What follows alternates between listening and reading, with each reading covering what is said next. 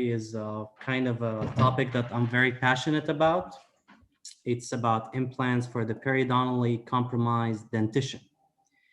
And the reason I chose this opening two images of a roulette and teeth on the shape of dice is are we really gambling with teeth when we're replacing them with implants? So I'm going to start the lecture with a little bit about how dentists make mistakes.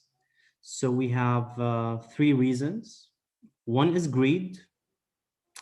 Yeah, we all need to buy new cars and get that beach house. So we try to sometimes, not all of us, of course, the very minority push treatments that may not be indicated. Another reason for mistakes are misjudgment, and we all make those. And I will share some of my misjudgments in this lecture as well. So bad choices make good stories. And the third reason is ignorance. And ignorance is something that if you know that you know everything, that's probably an ignorant answer. Nobody knows anything, and we are on a constant path to learn and improve ourselves. So, periodontitis. In 2000, I think 12, there was this big study done in America about the prevalence of periodontitis. And the consensus was almost 47% of all US adult population had periodontal disease. The percentage of mild was about 8.5%, moderate periodontitis was about 30%, and 8.5% of severe periodontitis. And when you go and look into adults above 65 years of age, the percentage of moderate or severe increases to 65%. In other words, it's a significant portion of our potential implant patients. There's a big chance they may develop periodontitis if they haven't have it already. Another thing is to consider with this is the periodontitis pathogenesis. And what we need to really get out of this fancy slide or complicated slide I shared is bacteria starts the disease, but it's not responsible for the majority of the periodontal tissue destruction. It's the tissue response to those bacteria that is responsible for the majority of the tissue loss or the attachment loss. So the goal of any periodontal treatment is maintaining the bacterial load in a balanced to control the body's response. So, in other words, to summarize, not all gingivitis will develop into periodontitis, but all periodontitis starts with gingivitis. This is the famous tea worker studies done in Sri Lanka by Loeb in the 60s. So this is kind of just to mention about the classification of periodontitis. Of course, there was recently in 2018, the recent European and American Academy updated classifications. But for the sake of what we are really used to, mild periodontitis is 1 to 2 millimeter of clinical attachment loss. Moderate is 3 to 4. Severe is 5 millimeter or more. And then how do we differentiate between generalized and localized is basically the 30% of sites will be or less will be localized. 30%, more than 30% is generalized. And then you have the old definition of chronic versus aggressive, which is really doesn't hold much value at this moment, as we really know that they're all periodontitis. The way we differentiate aggressive from chronic is really not objective. It's a subjective matter. So then the etiology, which really we get into the details of how we want to treatment plan our cases. We need to know the etiology of the periodontitis condition you are dealing with. Plaque is always the main etiology. It will never happen. You will never develop periodontal disease without plaque. But then you have the secondary etiology, which may facilitate or may explain why we see it in some cases, why it develops much more faster in certain sites, and why the different response of the the attachment loss from patient to patient, such as genetics, systemic medical conditions, occlusion, and there's the local contributing factors. For example, if you have an open contact with food impaction, if you have some defective restorations, like the X-ray I'm showing here, if you have orthodontic appliances applied over, a patient that has, periodontal disease that is not detected, that may also expedite or make the disease move faster. And then we have prognosis. So that's let's say, the third level of treatment. So you have first diagnosis and classifying the disease, identifying the etiology, and then you want to know what's the prognosis of the certain tooth or the general, or all of the dentition. So prognosis is really the most difficult part of in periodontal treatment, is to establish the long-term prognosis of a certain tooth. It is somehow subjective. There is some speculations based when we assign the prognosis, but it's not gambling. All right, if it's based on proper science / experience, it's not really gambling.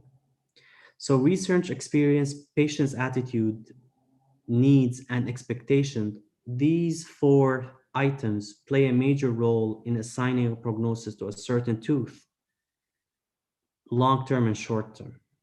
And it is by far the most important step. And then I will look, the reason I'm emphasizing on this, and I haven't talked about implants yet, because this will play a part at the end when I share some clinical cases to justify my decisions. It is really the most important part, and it's the most difficult part as well. There's multiple ways of doing prognosis in in the periodontal field. I personally like the McGuire Nunn table of prognosis, and it goes from good being the best to hopeless being the worst, and then in between you have fair, poor, and questionable. And then even the borderline between poor, questionable, and hopeless may be different from person to person, but really it's not that difficult to determine the poor from the questionable. Hopeless are really, it's probably more subjective than poor and questionable. So factors to consider when assigning prognosis is the mobility of the tooth. Is it a single versus multi-rooted teeth? It's always worse on a multi-rooted tooth. Smoking and other systemic factors. Oral hygiene and the ability to clean, based both from the perspective of the patient's attitude and also the location of the tooth. A second molar is always more difficult to clean than a than a maxillary central incisor. And then we have the furcation involvement. It's always much worse prognosis when there's a furcation. And also the root anatomy. Are the roots divergent, convergent, root proximity? Where's the furcation? Do we have a long trunk, furcation trunk? Do we have a short furcation trunk? And then we have lastly the occlusion. It's also another factor to consider when assigning prognosis.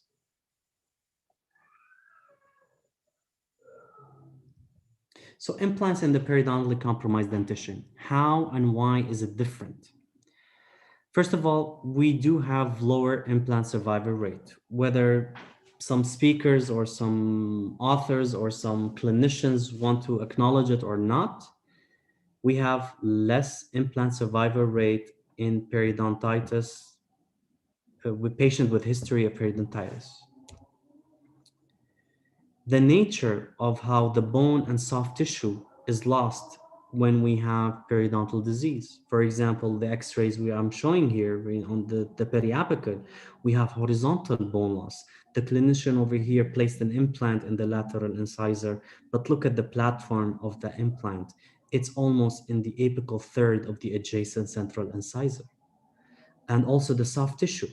So the way the bone and the soft tissue is lost when there's periodontal destruction is really different than what we lose when there's a traumatic tooth extraction, for example. And another reason why implants are different is plaque control. Plaque control is always, an important factor for all patients, regardless if they have periodontitis or not. But in periodontal patients, it's even more crucial, is these patients already have developed the disease because they used to have poor plaque control. So this is also something to consider on how we design our prosthesis for those patients. And also the higher risk for periimplantitis. Again, the amount of literature supporting this statement is overwhelming. Periimplantitis happens in patients with history of periodontal disease, not like 1-2% more, it's almost 3 to 4 times more. Significant difference. And then there's also the complication in treatment planning is you can always lose more teeth with periodontal disease. If you do your implants and then you lose an adjacent tooth, that's also a complicating factor. For this is an example. I will go into this case later on. In 2016, this patient came. I did some implants for her after doing the periodontal treatment, starting with the initial therapy and then the surgical therapy, and then we did the implants. But then in 2018, she lost the second and third molar in the lower left, and then the implant in tooth number 3-6 basically developed some bone loss. So lower implant survival rate, and this is just a sample of the literature that we have about how much the difference in implant loss in periodontal patients. There's plenty of evidence. The evidence, every time I want to go and I want to update this table, I look into more recent literature and they all point out to the same thing. For example, Caruses in 2003 looked into it after 10 years follow-up. Implants in the non-perio patients per loss was 3.5. Implants in the periodontal patients was almost 9.5%, almost more than double. Levin, for example, in 2011, his follow-up was 5 years only, and his 4% in the non-perio versus 5% for moderate perio patients, and 12% implant loss for the severe periodontal patients. Racuso, also in 2010, looked into 10 years follow-up of implants. There's in the implants, in the implant loss in the non-perio patients was almost 2% versus 6% for the moderate periodontitis patient and 10% for the severe periodontitis patients. And please understand that this data is regarding treated periodontal patients. There is almost no data for non-treated periodontitis patients. So if you look at this, these are all statistically significant differences in the long-term implant loss in periodontal treated patients with history of moderate or severe periodontitis versus patients with a healthy periodontium. There's a significant difference. And we need to understand that this is survivor, this is not even success. So implant, in this, sorry, I wanna do something. All right. So implants, this implant over here, it has periimplantitis. It's survived, it's functional, but it's not successful. It's a survived implant. Same goes with this implant over here. Same goes with this implant. It's not a successful implant. Has a long crown. There's a little bit of bone loss over here. It's a survived implant. All right. These are all examples of survival is not success. Also, what to consider in lower implant survival rate is, those really small tips or differences that, everybody is doing one-stage implants at the moment, or even immediate implant placement and immediate loading. But I'm going to share a study that I have looked and I haven't found a recently published data that discusses this topic. Is Bielem and Elgard in 2004 followed 260 implants in 140 periodontally compromised patients. 201 of those implants were placed as a one stage, meaning they placed a healing abutment at the time of the implant placement, and 57 were two stage. I know the number of implants is not big, But then they looked at survival rate at 5 years. One stage implants had 94% versus the two stage had 97%. It's not a big difference, but there's a small difference. At 10 years, the survival rate of the one stage implant was 78% versus two stage was 97%. And I really cannot, elaborate on this because I couldn't find a much more recent study that looked into this, especially that if you look at this is a 2004 article. So the implants used probably could be machine surface implants. I'm not sure what did they look at bone loss at the implant at a yearly interval, or did they just basically use that the implant was there at 5 years? But still, it's something to consider that you will have lower survival rate after year 5. And the thing that basically was different here was one stage versus two stage. Also, the nature of the bone and soft tissue loss. With severe periodontitis patients, you have multiple factors that will affect how your ridge, how your bone and soft tissue will be after you extract the teeth.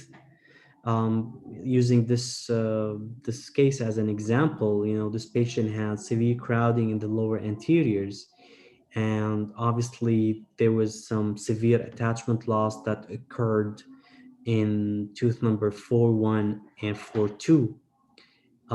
But then look at let's say the uneven level of the crestal bone levels. I mean, you cannot deal with this case without being very aggressive when you want to treatment plan it for orthodontics. If you look at the line I've measured here, this is how your bone levels are. It's uneven. Same goes when you have pathologic migration with teeth that are compromised periodontally. The movement of the tooth, along with the horizontal bone loss, it will change how your bone topography is. So it's something that will complicate your treatment. And for this patient that we just showed, we extracted all these teeth and we've replaced with 3 implants that we restored in this particular way, which we thought of the distance between the crest of bone and the inferior margin of the prosthesis. We also thought of using longer abutment gingival heights to avoid or to make the micro gap much more higher and avoid the food impaction problems that may have in such cases. Also, severe periodontal involvement will cause advanced horizontal bone loss, leading to vertical ridge deficiency when you lose the teeth.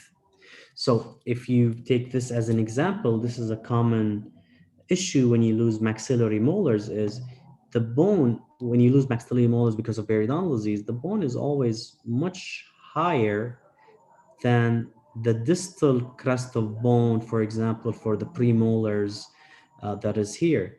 So when you want to place your implant, you need to consider this slope. Sorry, where's the laser pointer? You need to consider this slope over here from this area to this area, and you need to think of your implant platform and your future prosthesis accordingly. And this will basically, when you lose that vertical bone deficiency, this will cause a problem with the implant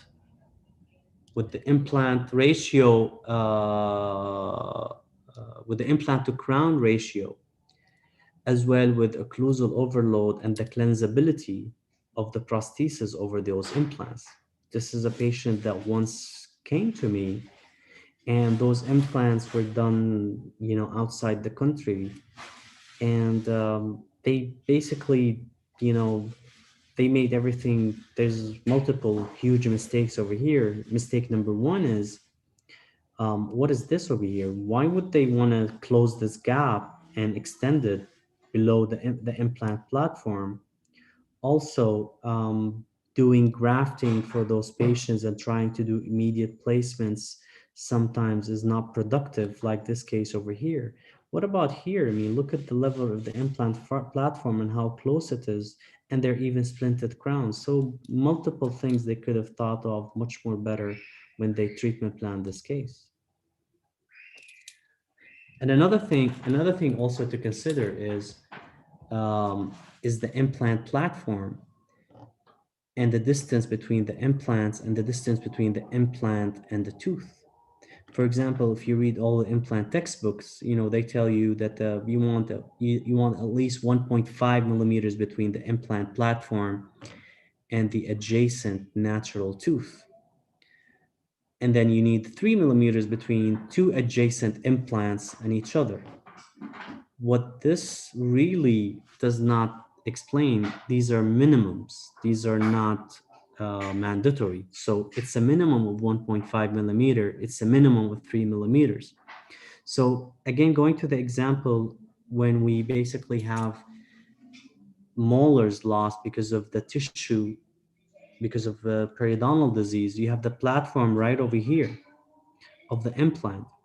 If I want to place my platform 1.5 millimeters close to the natural adjacent tooth, my slope, this red arrow I've pointed out over here, will be very, very sharp. And in this case, any food impaction or any problem with food impaction, it will be very, very disastrous for the natural tooth. So in such cases, we slightly push the implant platform more distally. So the distance between, if you want to show this case, for example, these are basically the occlusal point. My implants, I pushed it more distally. So the distance from here to here is more than the implant platform and the adjacent tooth is more than 1.5 millimeters. Yes, I do have a higher risk of a mesial cantilever over here, but I would take, uh, mechanical complications any time of the day than a biological complications with such cases. So always consider to modify your implant placement in such patients. Another factor why implants are different in the periodontally compromised dentition is plaque control. I mean, look at this case. Patient came, she's in severe pain, severe pain. You're right. Look at the tissues over here. Look at the tissue from the lingual. This is a splinted bridge from canine to canine. And then there's 4 implants here. So there's 4 implants done miserably bad. And this implant is failed, and this is what's causing the severe pain for the patient. I mean, they left this patient, even if she wanted to, there's no way she can clean this prosthesis. Look at the embrasure spaces over here. Look at the embrasure spaces over here.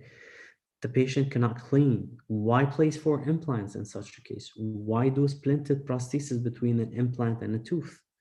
So multiple mistakes. I mean, obviously the whoever did this had, basic to minimal knowledge in implants. And then I take an OPG and then look at this patient. Look at the red arrows over here. Look at the bone loss.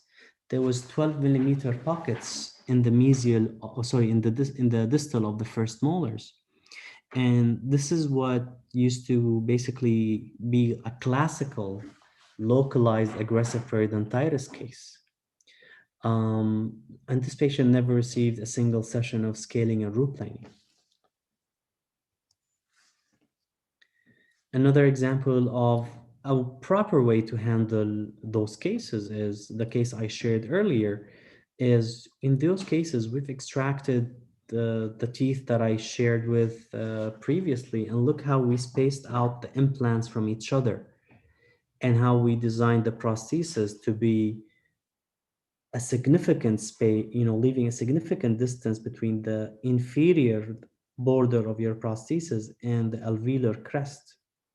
And you want to allow proper hygiene interdentally or between the implant and the natural tooth with proper flossing or interdental brush. Even if the patient wants to use a water pick, they would work great with such prosthesis. But even in this patient who used to come every 3 to 4 months for periodontal maintenance, This is how he came every time, because these areas accumulate a lot of plaque and he needs the extra help from the dentist. Another example for plaque control and how to treatment plan those cases. This is a patient who came to me in 2016. Look at the bone loss that the patient has. Look at the furcation involvement he has here. There was he had some recession, so the pockets were not excessively deep. So I managed him the classic periodontal way. We extracted tooth number 17, the maxillary second molar. I planned for him just to place a single implant in tooth number 26, and that's it. So after I did phase one periotherapy or non-surgical periotherapy, I did surgical periodontal therapy for the lowers, just to open the furcations, and also for the lower right and the lower left. After I did the implant for the patient over here, he disappeared because he insisted he wanted to get implants in the space in the second molars and on top, on the upper left and the upper right. So he disappears, he doesn't show up back for the periodontal maintenance, and he comes to me at the end of 2018 with this. So this red arrow, this is the implant that I placed and I restored.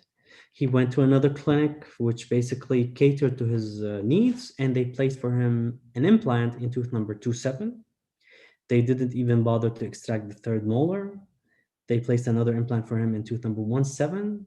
They extracted the mandibular first molar and did immediate placement. And the reason he came to me, by the way, is he wanted me to return his implant crown, that basically this tooth had a fractured abutment screw.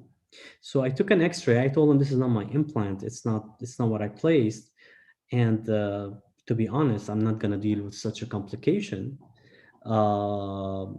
free of charge for an implant that I insisted that I didn't want to do. And then they also did this lousy crown for this tooth. So I gave him an option for a single implant and minimal maintenance, and he opted for this. And then when he came to me, I told him, well, this is not going to work out. And he went to another clinic in our network, which is closer to where he lives. And then what he ended up with is this. They removed a tooth, they removed that implant, they removed this tooth. And of course, this implant over here already had more than 80% bone loss after less than 7 months of placement. And he lost this implant and the wisdom tooth. And now, and even this implant and this tooth, they're not going to last for long.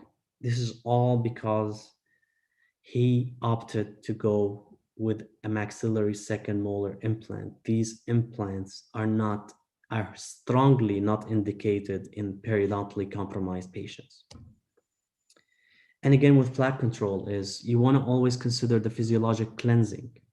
All right. If you want to do those crazy prostheses and always show the patient how to use a super floss and the water pick, and you need to come once a year, remove the prosthesis. Yes, we need to do that. But also you have to rely on how the physiologic cleansing in the oral cavity occurs. It's very important to consider the easiest way to clean your implant crowns. And another consideration is for plaque control is always move the microgap away from the bone and from adjacent natural teeth and implants. Tissue level implants are a good way to achieve that in the vast majority of cases, especially in posterior sites. I really could think that the tissue level implant is a very good option for such patients. And also, try to encourage them to use the electric toothbrush, water pressure cleaning, and consider the contact, the integrity of the contact of the crown. For example, this patient had periimplantitis in this area over here, and the reason for it was the open contact and food impaction, versus look at this old crown that wasn't even fit. It didn't have anything because there was no food impaction. And then another thing we talked about is the possibility of losing more teeth. These cases are very difficult. You always want to think and keep in mind that you may lose other teeth. Like this patient, for example, he came to me, he's a clearance case. He doesn't want to lose any, but he doesn't want to do the clearance. So what we did is, I told him, let's do periodontal therapy. We're just going to maintain your teeth. And once you're ready, and this patient is actually 40 years old. He's not that old. Once you're ready to do the clearance, we basically will do the clearance. So his lower incisors were lost, I think, between 2015 and 2016. And this is him after us doing the phase 1 therapy. He had terrible hygiene. He had terrible, occlusal scheme, and plus root caries to put the problem even much more complicated. So he lost the lower incisors, and then he refused to get the clearance done. So we had to compromise, and we just placed 2 implants for him in the lower anteriors and plan to do a 4-unit bridge. And this is a photo. This is 3 years after we delivered the bridge. It still stands, but look what we did. We used really long abutment gingival heights to show I want the microgap to be supragingival in those cases. I want a significant space underneath the pontic area so he can clean properly. And this was in 2020. And then I just saw him actually last week, and the bone levels are still intact, but then he still refuses to do the clearance. And also, this is something to consider. I'm not sure if you guys can look at this diagram. So, with implants and teeth, it's like a tent. So if you look at this diagram of a tent, this is where your outside layer of the tent, or that cloth, that's basically your gingival or soft tissue margins. And then this is where your bone levels are. And let's say this is a tooth and this is an implant. Once you lose the tooth, this exterior tent will basically collapse. And as it collapses, you will lose also of the bone levels that's here.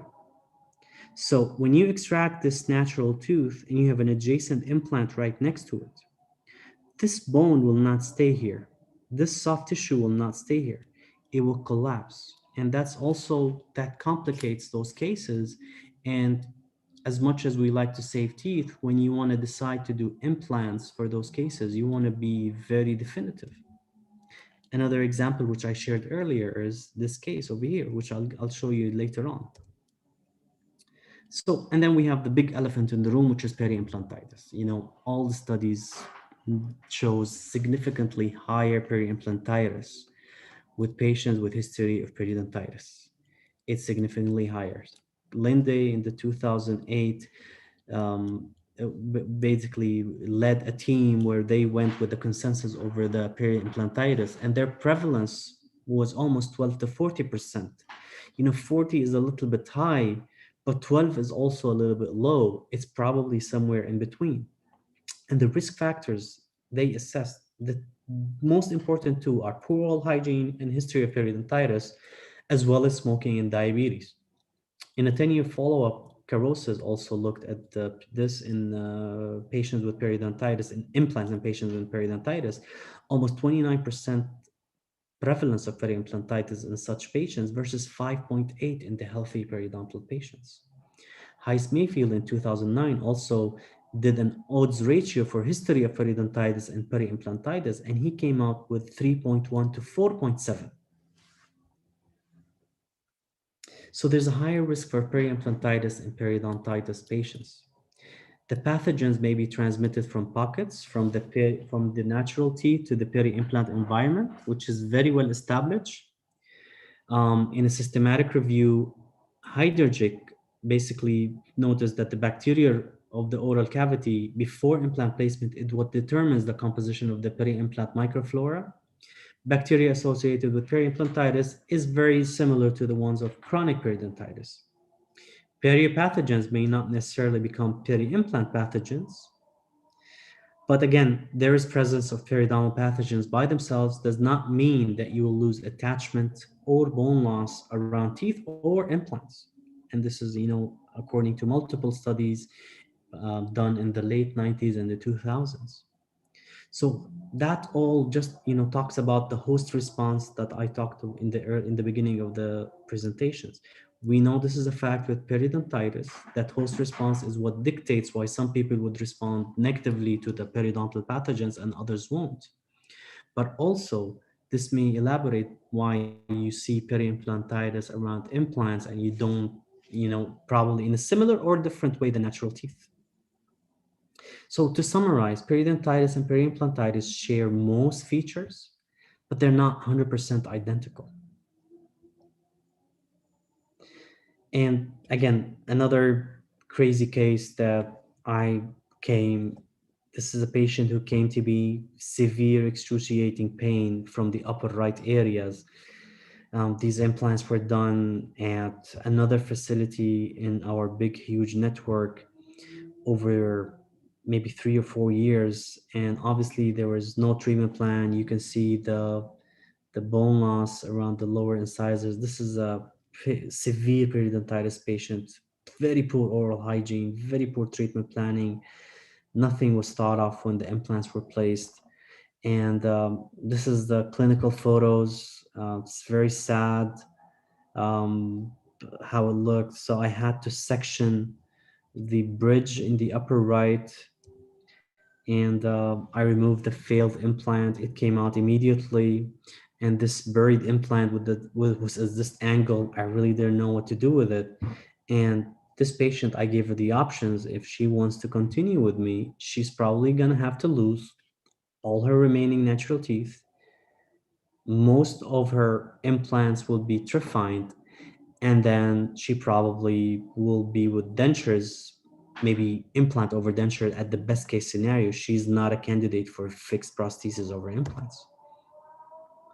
So this is where it comes about also oral hygiene, which is the effective or preventive maintenance on peri-implant mucositis developing into peri-implantitis. This Costa in 2012 looked into this factor about periodontal maintenance, about cleaning. And the result was overall that the incidence was 30%, almost 43% in the non-maintenance group and 18% in the maintenance group. In other words, you may develop peri-implantitis or peri-implant mucositis at a significant higher level in patients if the patient is not compliant with the maintenance at the regular interval. Another study done in 2012 found that higher periimplantitis in treated periodontitis patient was with deep residual pockets with almost more than 6 millimeters was much more higher. To summarize, periodontitis, if treated, the patient must be put on a maintenance recall system. And if you want to place implants for those patients, you have to emphasize that periimplantitis is much more higher if they don't comply. And this is kind of a summary of the odds ratio for developing periimplantitis and all the risk factors. Poor oral hygiene was almost 14 times, you're 14 times higher chance of developing periimplantitis if the patient has poor oral hygiene. History of periodontitis and poor maintenance gives you a combined odds ratio of almost 11. Treated periodontitis, as I shared earlier, it's around 4. Deep residual pockets is almost 5. So you're 5 times higher chance of developing periimplantitis if the patient has deep pockets around natural teeth. And that makes sense because the bacteria will always be there. And I mean, this is what kind of makes me really, angry when I see those patients coming to me complaining of, a peri-implant complications. And then I see this and I see this, and the patient never had a single session of scaling or root planing. Very, very sad. All right. So, and and then every once in a while you see some of those crazy, crazy cases, like this case, for example. Um, the dentist, I don't know what was he thinking, placing an implant in the maxillary third molar area. I don't even place implants for those patients in the second molar area to place it on the third molar area. And the funny thing is there's no opposing. And the patient never had an opposing there when he had the implant, because when he came to me, probably these were done less than 2 years prior. This is a clearance case who the dentist just basically billed the insurance for the implants and never looked back. So the 10 commandments, or over here they're 9, but I don't know. I'll add the 10th. I'll add the 10th commandment after this. So always evaluate the periodontal conditions. Always set up a diagnosis, etiology, and prognosis of your teeth. And then you want to write a tentative treatment plan. You do the periodontal treatment first, establish health over reduced periodontium. And this is really the goal. You want to establish health over the periodontium and then move to the implant therapy. And then you want to finalize your implant treatment plan. Always think of the arch as an entire unit. You cannot think of a tooth by tooth. The only exception to this in those patients may be the first molar sites. You want to avoid you want to minimize the complications as much as possible and just do simple treatment. So avoid immediate placement, perform 2-stage implant placement. That's how I usually do it. Minimal grafting if possible, or no grafting, even better. You want to use the least number of implants with an increased mesiodistal space between the implant to implant and also between the implant to tooth, as much as the biomechanics allows it. You want to move the microgap away from the bone, even much more critical in those patients. Tissue level is a good option. Platform switching, higher gingival height abutments, for example. I know that's not really the micro gap, but maybe the crown to abutment connection, you're pushing it away from the bone. And there's multiple studies that talked about this gingival height of the abutment and how positive it is on the bone levels when it's much more than 2 millimeters. Always try to avoid implants in the second molar sites for those patients. And then the mandibular incisors, which is really a plaque trap. So try to maintain those as much as possible. Again, the type of implant placed, tissue levels maybe are better implants for such cases, even though aesthetically they may not fulfill the patient's expectations. But trust me, dealing with peri-implantitis is very complicated, and I would take a slight metal showing of the implant, of the tissue level implant, any day of the week versus a peri-implantitis case. And if I want to add a 10th commandment to these, is always think of those patients after 10 years, because most peri-implantitis occur after year 5, and that is also well established in the literature. And let's see some clinical cases. So I like to share some movie quotes from the Shawshank Redemption. And this is for case 1. So here's a case that came to me. She had severe periodontitis, very poor oral hygiene, and she's a diabetic patient. She was in her late 50s, if I'm not mistaken. And look at her probing depths, look at the mobility of tooth number 1, it was a class 3 mobility. Tooth number 1, 2 had a class 2 mobility, and then 2, 1 and 2, 3 also had some significant mobility. They were all bleeding on probing, and they were all, 1, 1 even had some exudate. But then we looked at the etiology, and this is where the etiology makes the most in this case. So our diagnosis was generalized severe chronic periodontitis at that time. That was what was given. There was also pathologic migration, the movement of the maxillary incisors. The etiology was plaque, but also there was occlusal trauma. There was an occlusal interference over tooth number 1, 1 and 1, 2. 1, 2 also had a defective restoration, and there was an open contact. So our prognosis, and this was our tentative prognosis, was questionable for tooth number 1, 1, 2, 2, 1, 7, and 2, 7, and then poor for most of the remaining teeth. And remember, poor is better than questionable. So our treatment was do phase one periotherapy, try to improve the patient's hygiene, and then do occlusal adjustment for tooth number 1-1 and 1-2. Reevaluate, do surgical periotherapy, put the patients on periodontal maintenance. And guess what? We didn't do any implants for these patients. We did aesthetic veneers for tooth number 2-2 to 1-2.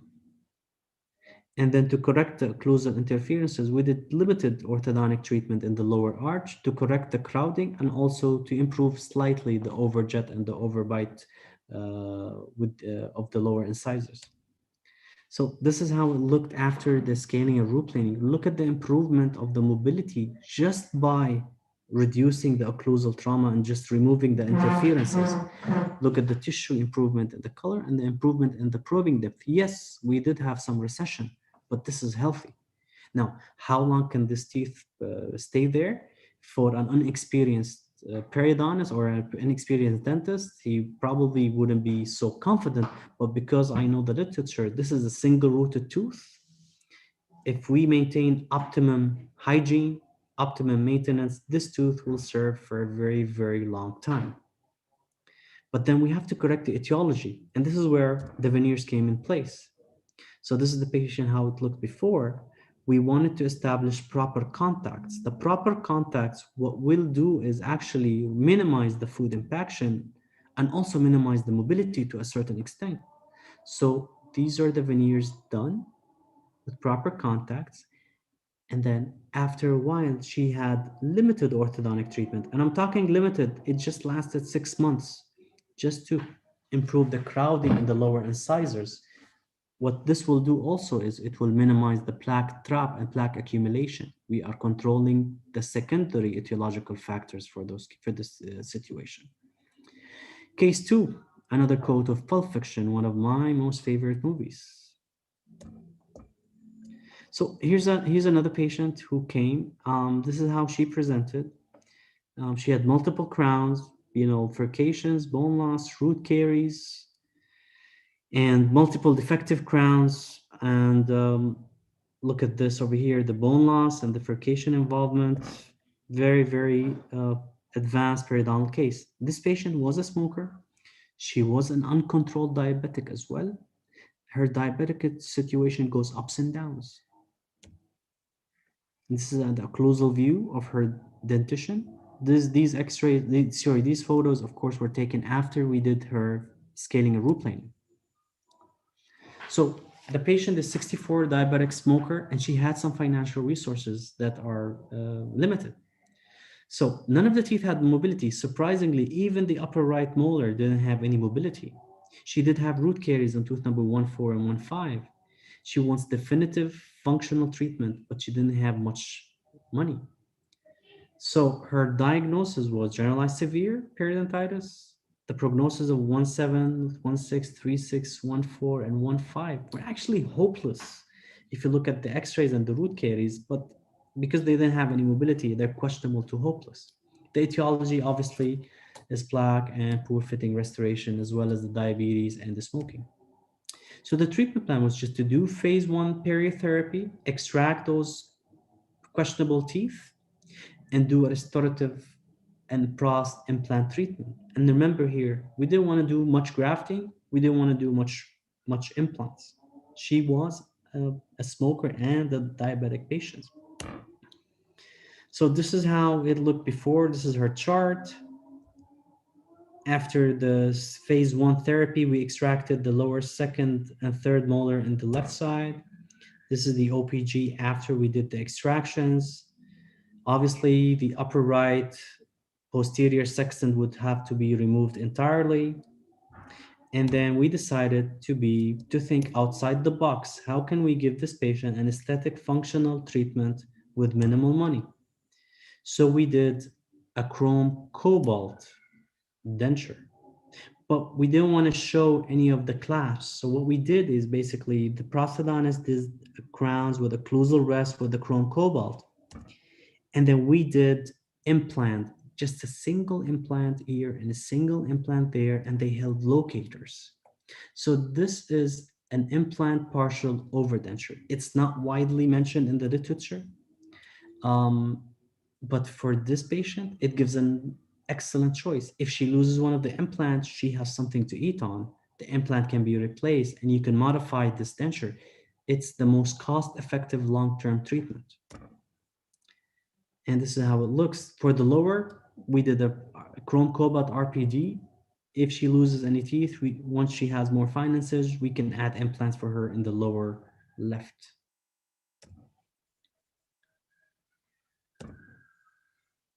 Okay, another case, 41-year-old female. She came to me because the specialist in the other clinic, a sister facility, wanted to extract her lower incisors.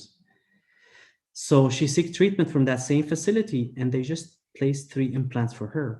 And she had a single session of periodontal treatment, and that's it. They did a splint for her, and they planned on extracting those lower teeth. Now, when she came to me, I know lower incisors. I trust the prognosis of lower incisors to be pretty consistent with my level of not knowing the science behind the prognosis articles. So the occlusal interferences from the lower incisors were the most contributing factors in her mobility and her attachment loss. She also had tongue thrust that was contributing to her situation. The pockets overall were 3 to 5 millimeters with generalized recession. So I know I can control the bacterial load in her case. Tooth number 1, 1 and 1, 2 had class 1 mobility and fremitus, also because of the occlusal interferences and the tongue thrust. So what we did here was really very simple. We did phase 1 periotherapy. This is the X-ray before she placed the implants. If you want to take a look at the spacing. So we did phase 1 therapy. We want to reevaluate splint remove the splint to assess the mobility of the lower incisors. When we removed the splint, because we did the scaling root planing, there was class 1 mobility for tooth number 3, 1 and 4, 1, and class 2 mobility for tooth number 4, 2 and 3, 2 had no mobility. So we decided to do limited orthodontic treatment for the lower arch and traditional ortho for the upper arch. Correct the tongue thrust, correct the spacing. She'll have a proper fixed retainer to act as a splint. And then she'll be placed on perio maintenance and just place 3 single implants in the first molars. So this is how she looks during the ortho. And this is her.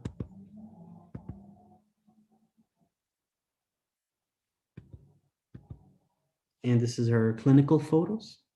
I mean, why do you want to lose those teeth? Why?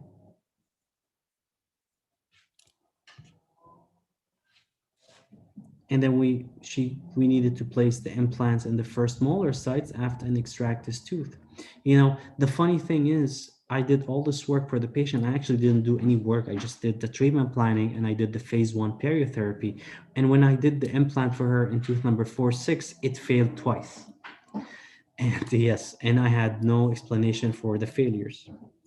So yes, and then COVID happened, and I haven't seen her except for a session of scaling for a periodontal maintenance. So case 4, it's a clearance case, all right? And I just want to share this just to kind of elaborate about those clearance cases. So this patient came, his history of heavy smoking, he just quit recently, supposedly. He had furcation 2 or 3 on all molars remaining in the dentition. He had pockets 5 to 8 millimeters with generalized recession over all teeth. Tooth number 2, 1 had class 3 mobility. Tooth number 3, 2 and 4, 2 and 1, 1 have class 2 mobility. The rest of the upper teeth have class 1 mobility. Okay, in those cases, I cannot just treat him with sectional implants. I have to deal with the entire arch. So his treatment plan was do phase 1 perio, and the phase 1 here is really just to reduce the bacterial load, do clearance of the upper teeth, deliver an immediate denture. I don't like to do immediate placements for those cases. They're just not indicated. And then we did the upper arch implant rehabilitation. He had good bones, so we really did minimal grafting. And we decided to maintain the lower molars, even though they have class 3 furcations. Now, we did do perio treatment for them. And again, this patient, after he received the maxillary prosthesis and he was happy, he never came back for the maintenance. And this happens even though I've emphasized it like many times before we started. And this is just when it comes to the patient population that each one of us deal with in the respective country he's practicing in. Oh, this is again one of my most favorite movies of all time, No Country of Old Men. Right, so case 5, it's a 53-year-old female. She's a smoker. She has furcation involvement on all her molars, deep class 2 mobility, or even class 3 mobility on the molars remaining. She had uh, severe mobility on tooth number 3, 5, and generalized deep pockets on all remaining posterior teeth, ranging between 5 to 8 millimeters. Now, my treatment plan was as follows. Do phase 1 periotherapy, extract tooth number 3, 5, do periosurgery for the upper left, do sinus lifting for the upper right, then do periosurgery for the lower left, but we really didn't have any molars, so there was really minimal periosurgery. So that's why we did the implants at the same time, but we did it at as a two-stage implants. And then also same goes for the lower right, 2 implants in tooth number 4, 6, and 4, 7. And then this is where I decided we need to maintain 3, 7 and extract tooth number 4, 8. And I'll show you my mistake later on. So this is after the sinus lift in the upper right. And after extraction of tooth number 3, 5 and doing the period treatment, this was the OPG in end of 2014. After the final implant surgery in the end of 2015. So we didn't rush this case. We built it slowly by slowly, and the patient was doing the periodontal maintenance during this time. And the reason why I do this is you want to establish compliance of the patient. And we did 2 implants on the lower left. And as you can see, I did bone level implants over here, not tissue level. And this will come back and bite me. So in 2016, this is how the prosthesis did. These are splinted prostheses, splinted prostheses, splinted prostheses. And the reason why I prefer splinted in those cases is over the long term, you may lose contact integrity and you may have food impaction between the implant crowns. And I found out that making a large embrasure and doing splinted crowns are much more easier to clean and much more predictable over the long term.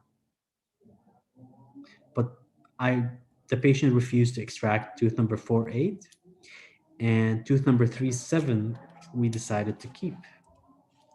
But then later on, she developed severe pain out of 3, 7, and we extracted 3, 7 and 3, 8. And this is how the periapical looks for the 3, 6 implant. It was uneventful.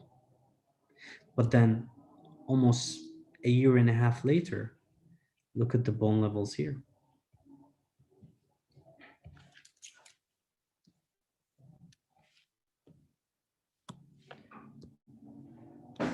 Why is the laser pointer not working? Okay, so look at the bone levels and it's actually extended, and clinically there was thread exposure from this area. Now this is not peri-implantitis. This is peri-implant bone loss. It's not a classical peri-implantitis. And then we ended up removing this implant in tooth number 3, 6. So that's in October 2018. This is in April 2016. And we removed this implant. This implant was removed.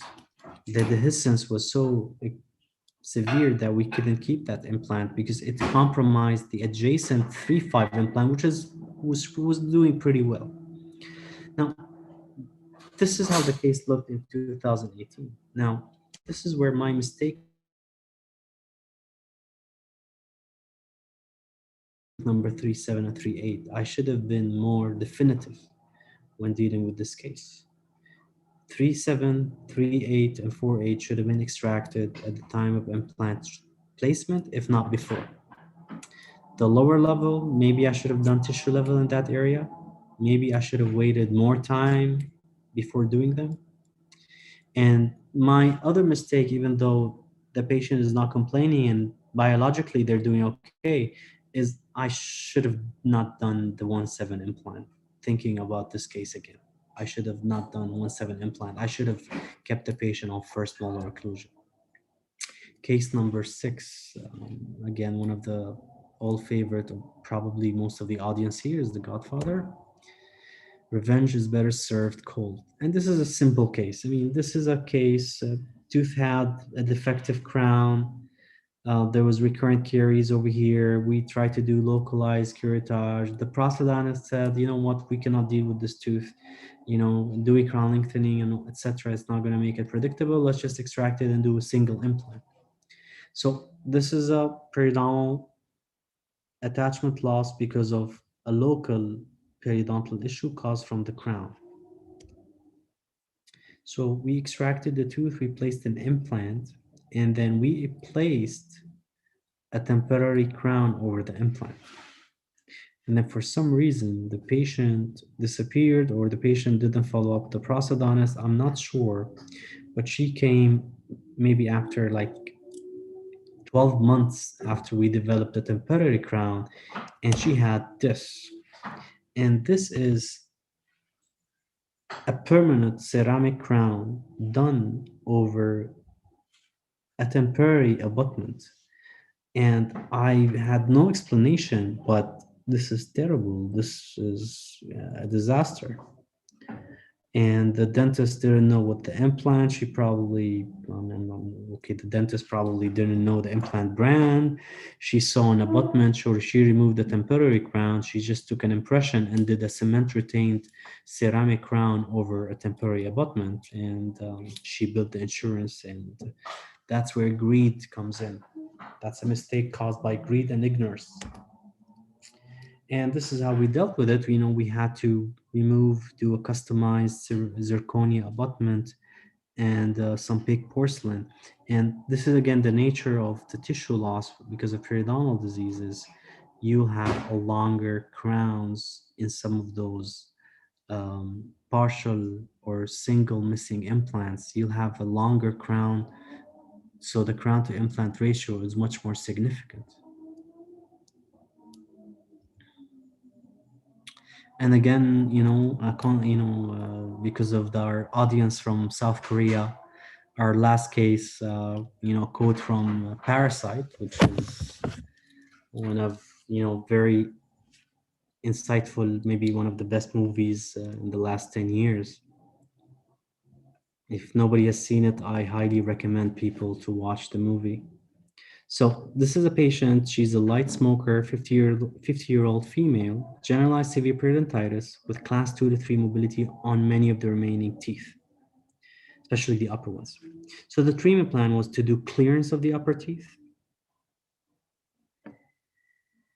and all the lower except tooth number 3.3 to 4.3. So if we're going to keep the canine to canine anterior sextant, and this is why I like to keep the reason why I like to keep those is those respond very favorably to periodontal treatment, and they respond extremely favorably to optimum hygiene from the patients. So if you put implants in the lower incisors, which we do all the time, and the patient lags a little bit and you have some peri-implant bone loss, it's the end. There's no way to control that. But if you have attachment loss on a natural tooth and the patient, you know, skips periodontal maintenance for a year, he just comes back, you slap him on the hand, you try to educate him more and you put him on the maintenance, and that's the end of the problem. And that's what we decided to do. Full upper implants for the upper arch, sectional implants for the lower posteriors. So this is how the patient looked after we did the clearance for the upper and the posterior sextants in the lower. Look at this contact or the space over here. And obviously the tissue color has improved after the scaling and root planing. And please just pay attention to this space over here. And this is how after, because this was taken after we did the scaling and root planing and relatively not far behind the clearance. And this is after we uncovered the implants in the upper arch. And here's the lower arch. But look at this. The space has closed. Now, you're going to tell me, how did it close? Well, number one, we removed the upper teeth, so we eliminated the occlusal interferences. Number two, we did localized scaling and root planing, improving the periodontal tissue situation around the canine and the lateral incisor. So the tooth came back to its original spot. And this is how, after we did the screw retained prosthesis for the upper and the lower. Now, don't judge me on the shade of the crowns. I know the lower teeth, but that's why I showed the smiling. They don't show that much. The patient insisted to have a really, really white prosthesis. These are, I think, A1s. And the reason why she wants the A1 in the future, if the lower sextants from canine to canine goes away, you do two simple implants with a 6-unit bridge, and that's it. So that's why there's a shade difference. But look at the natural teeth. I would take those natural teeth any day of the year versus an implant. They're easier to clean for us. They're easier to clean for the patient. She can floss around those areas. This patient has been a tremendous compliant patient. She comes to the maintenance. She uses the super floss. She uses the water pick, and all her implants are tissue level implants. In this case, really summarizes my entire presentations. So natural teeth with periodontal involvement are easier to keep, easier to maintain, easier to treat than implants with a peri-implant problem. And look at the canine with the bone levels here. Now, I know we have more than 50% bone loss on the lower incisors. I know there's 40% bone loss on the canine. But when I did the implant, I didn't leave this canine. I went here and I did pocket debridement for the area. Look at the tissue level implant, which is intended in this area to minimize the sloping in this area, to also avoid food impaction. So for those patients, many others would probably do full clearance for the lower arch into implants, and maybe I cannot blame them. This is how I deal with my cases. I trust my science that perio treatment works. And if we know how to assign prognosis long-term, which is the key, you will basically change the perspective of how you handle severe periodontitis patients that need dental implants. And yes, and that's it. Thank you very much. Now I'm open for questions.